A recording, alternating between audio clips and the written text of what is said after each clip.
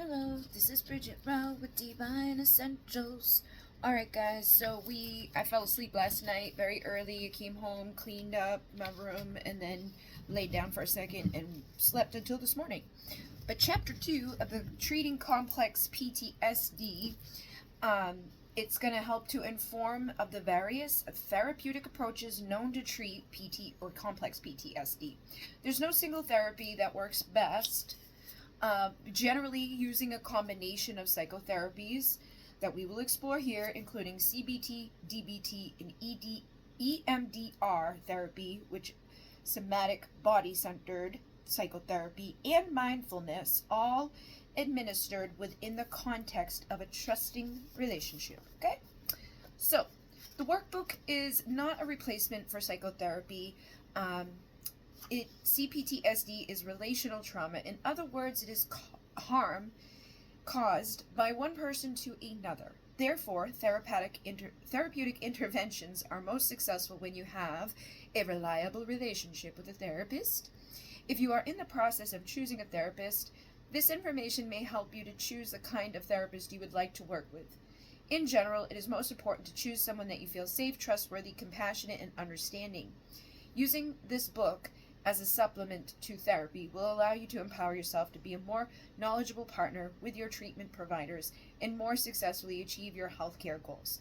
Now, my personal opinion on a therapist, I find so many people come to me and tell me, I just had someone the other day in a comment on a video talk about how she went to a person and they were very unprofessional. Every time she would say something, this person was counteracting it with their own experiences, and in the end she ended up knowing more about her therapist than her therapist ever heard about her. She was very unprofessional, leaving the room and just doing things that make you feel okay, I don't want to tell this bitch all of this trauma, because she don't care, she's not paying attention, boppity boopity beep, And then I had other people who I talked to who were I went through 30 years of talk therapy, and then I did this other thing one time, and it blew out the doors of all those years that I wasted just talking to someone. So finding if therapy works for you, because I believe talk therapy is good for people, but I believe that there's a lot of people out there under the label of a therapist that are getting obscene amount of money to just sit there and listen to you, and who knows what they do with that information. They could go home and talk to everybody they know about it. They could, you know what I mean?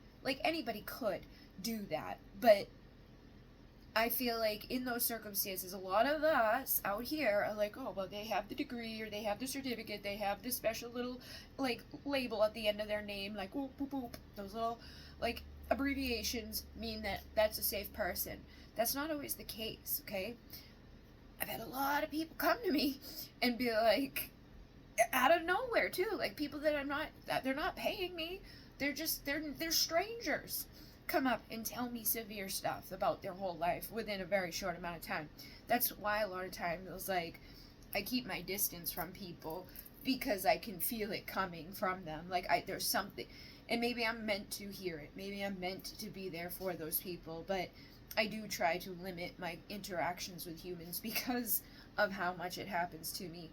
I'm trying to deliver a package, and I'm hearing all these things. I had a little old woman going on and on and on and on and on, and the only thing I said to the woman was, "What number?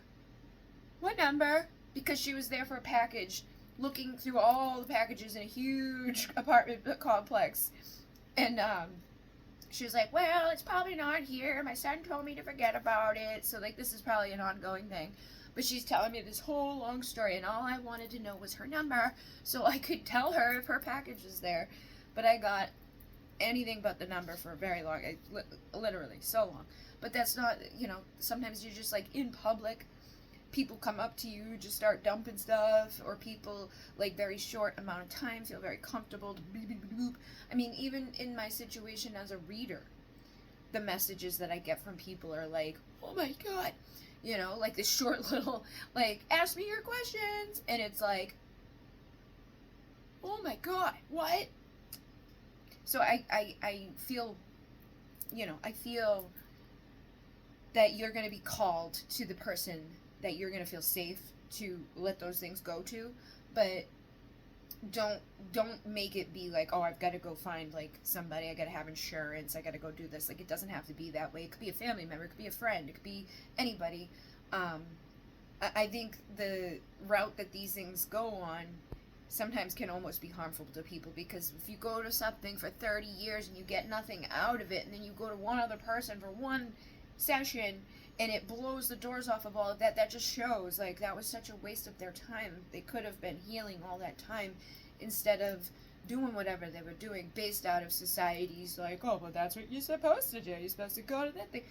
So much of our medical field is messed up. So just be, trusting your inner guidance about who you want to go connect with, and even just your higher self. If you're not comfortable talking to other people, if you are severely, I feel like a lot of us who are severely traumatized by life and people don't want to go meet more people, so we don't, but then we don't heal because we're not doing anything. So at least do it with yourself, do it with your higher self, just do something, okay? Beepity boop. Using the book will help to be a supplement and to empower yourself to be a more knowledgeable partner with your treatment providers, and to more successfully achieve your healthcare goals. The topic of Cptsd can bring up vulnerable emotions, and if anything starts to feel too painful or uncomfortable, you can always put the book down. Listen to your intuition about how to pace yourself. There's nothing wrong with slowing the process down if you need more time to integrate new information. Again, I strongly encourage you to seek out qualified therapeutic professionals, especially if you need more support than self-help can provide, okay? So you base it off of what you feel, and, go slow. Don't feel like you gotta rush through this stuff. Like, that'll mess you up. So cognitive behavioral therapy, CBT, is originally developed by Dr. Aaron back in the 1960s. It is still considered one of the most effective types of counseling. In general, it helps you to recognize the relationship between thoughts, emotions, and behaviors. It assists in replacing distorted or distressing thoughts with more accurate positive beliefs. Two forms of CBT are most frequently applied to the treatment of PTSD: exposure therapy and cognitive processing therapy. Exposure therapy involves desensitizing yourself to the trauma by repeatedly talking about your traumatic memories until you feel less overwhelmed by them. While initially it may feel uncomfortable to talk about the trauma, turning towards your past can be empowering. This method also employs relaxation methods and breathing exercises to calm down your mind and body. There has been concern that this method can sometimes be too direct, and as a result feel re-traumatizing for some. It is important to trust your instincts when choosing the right therapy for you, and to speak up when a method feels uncomfortable or ineffective, so that the therapist is aware and can help or change the process. Like when I did the Starseed Shaman podcast, a lot of like the old traumas and things are coming up, and there was, I think I even ended like, just stopped making those after I had like a, oh my god, realization moment. It helped me though, like it helps, like in the moment it's like overwhelming, and then you're like traumatized by a whole new understanding of something I didn't understand back then. I was in a situation, I was a young girl, I didn't know what was going on, and my friend wanted to go see her boyfriend, and her boyfriend sent two guys to pick us up, and they were older, they had cars, they had alcohol, I was like 14, and we went back so she could see her boyfriend, go to the boyfriend's apartment, and his mother was there, or his sister, somebody older was there. And when we all got there, she started freaking out. This older woman was like, no, not in my house, not in my house, ba ba da boobity bee ba ba ba ba. And my friend went in with her boyfriend, and like that was it. Like that was all that was supposed to happen. Like me and these other guys weren't supposed to be there. Is what my mind had like taken from this whole situation, because the two guys ended up like rushing me out and into the car, and my friend stayed there with her boyfriend. And the woman was pissed off, so he's like, come on, we gotta go, and like ran me out of there. But it was like, after talking about, because I really never talked about it with anybody, I didn't tell anybody about that for the long time. I don't even think I ever like told a boyfriend about it. I don't even know who I told. I might have told like my sister. I don't think yeah, I did tell my sister. She knows about the details. She remembered something I didn't. Like later on, she's like, I remember you telling me about like the next morning when I woke up and came out of that room. He was like in the living room. There was holes in the floor you could see into the basement, and he was sitting in the living room eating peanut butter out of the jar with his fingers. And she remembered that part of it.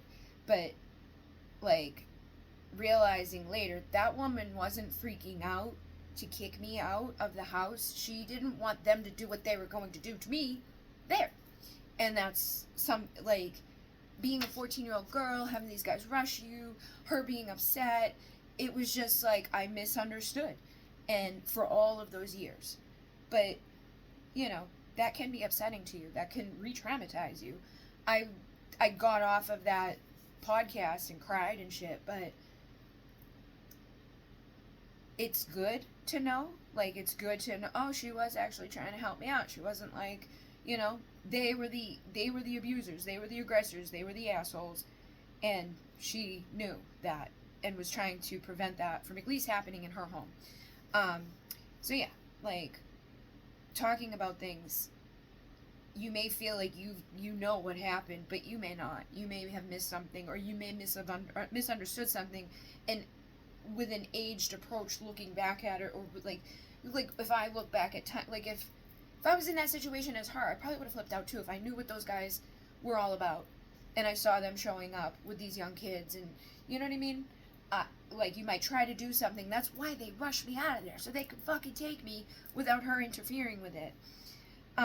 So cognitive processing therapy, CPT, is the one that reduces the power of fearful memories by activating a fearful memory while simultaneously introducing new information that is incompatible with beliefs surrounding the memory. Here we go. This is processing therapy. This is what I'm exactly talking about. I did not realize. For example, a belief that the trauma was your own fault is challenged when you recognize that you were just a child. You couldn't have done anything wrong. CPT educates about PTSD symptoms and helps develop awareness of your thoughts and feelings, and guides you to incorporate new, more positive beliefs, and encourages practicing new skills that propel insights into actions. So, you see what I mean? Like, we realize these things later in life. You can carry that guilt your whole life, or that fear, or that doubt, or that, like, I was the asshole, I did something wrong. Like, you know, the way that they behaved made me think that I was in the wrong and running away from the fucking help. Well, you don't know any better. So, negative beliefs, all forms of CBT explore any inaccurate beliefs you may hold. Common negative beliefs include, I am unlovable, I am unimportant, I am unworthy, I do not deserve to exist, I don't belong, I am helpless or powerless, I cannot trust anyone, or I did something wrong. Then, a key component of treatment is to replace negative self-statements with positive beliefs. Some examples include, I am lovable, I am important, I am worthy, I survived. I belong, I am strong, it is safe to love and trust now, I can learn from my past. So then, in practice, take a few minutes to look over the preceding list of negative beliefs. Which statements do you relate to, if any? Are there any other inaccurate beliefs that you tell yourself that are not listed here? So these are the ones that were just said. I'll read them again.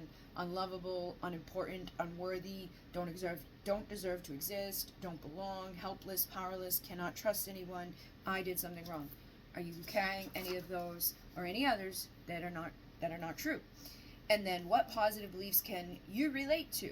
Write down some alternative beliefs that you can choose from the other list, or brainstorm any other positive statements that might feel right for you. So if you're like, I'm unlovable, I am lovable. If it's like, I don't belong, I belong. Okay? Just try to flip them.